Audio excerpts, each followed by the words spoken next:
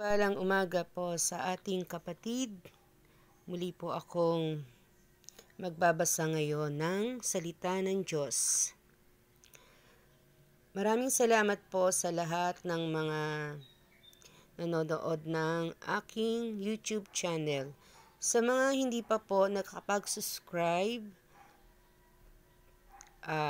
paki-click na lang po ang button bell, mga kapatid ko.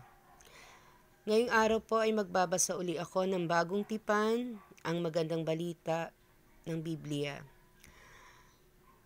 Araw ngayon ng February 1. Ayan po ang ating guide. Hahanapin natin ang February 1. Ayan po ang February 1.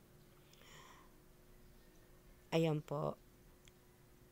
Marcos 6, talata 7 hanggang 13. Ayan po mga kapatid ko. At ngayon, bubuksan po natin.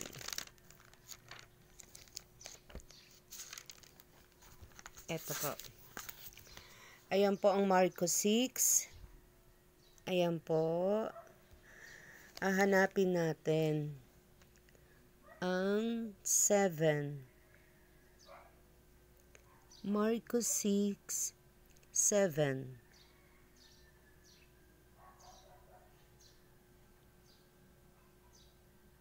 Ayan, kita na natin.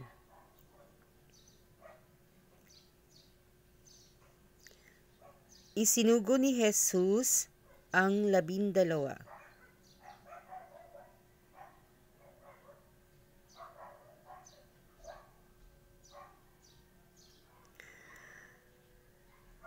Nilibot ni Jesus ang mga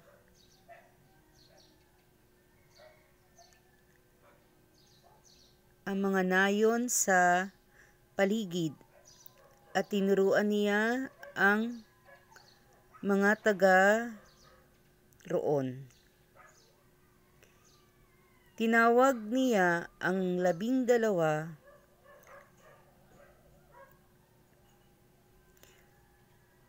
at sinugo sila ng dala-dalawa. Sila ay binigyan niya ng kapangyarihang magpalayas ng masamang espiritu at pinagbilinang sa inyong paglalakbay, huwag kayong magdala ng anuman maliban sa tungkod. Huwag kayong magdala ng pagkain, ng balutan, o ng marinig ito ni Jesus sa ibang manuskrito. Hindi pinansin ni Jesus ang kanilang sinabi. Ang karpinterong anak ni Maria sa ibang manuskrito ang anak ng karpintero at ni Maria.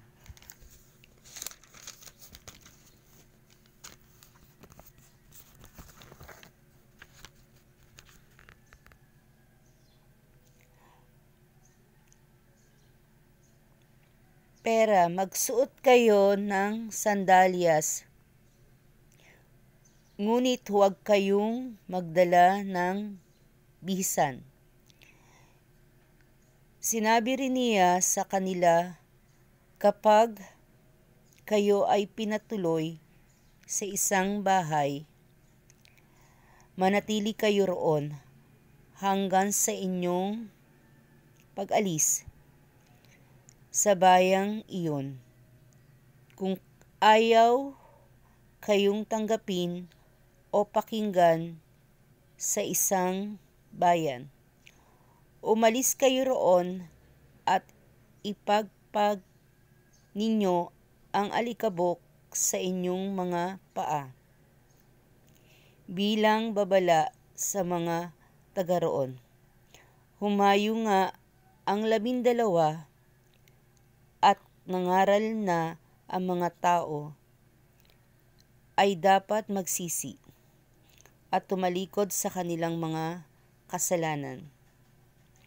Pinalayas nila ang mga demonyo mula sa mga sinasapian ng mga itong pinahiran nila ng langis ang maraming may sakit at pinagaling ang mga ito.